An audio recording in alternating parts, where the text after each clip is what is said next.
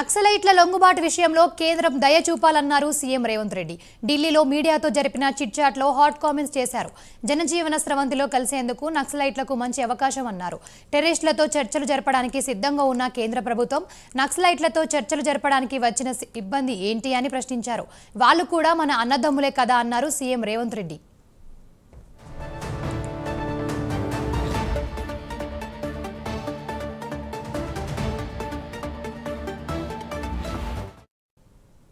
చంద్రబాబు తాను ఒకటేనని ప్రచారం చేస్తున్నారన్నారు సీఎం రేవంత్. అందుకే కేటీఆర్ లోకేష్ కలిసిన విషయం చెప్పానని తెలిపారు. లోకేష్ తమ్ముడు లాంటివాడని కేటీఆర్ అంటున్నారని, చంద్రబాబు జైలులో ఉన్నప్పుడు ఆందోళన చేసిన వారిని అరెస్టు చేస్తామని కేటీఆర్ అన్నారని రేవంత్ గుర్తు చేశారు.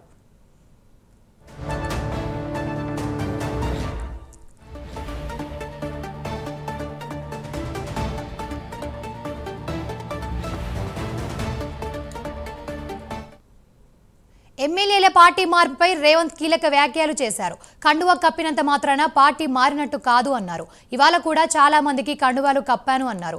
కప్పిన కండువాలో ఏముందో వారికి తెలియదన్నారు.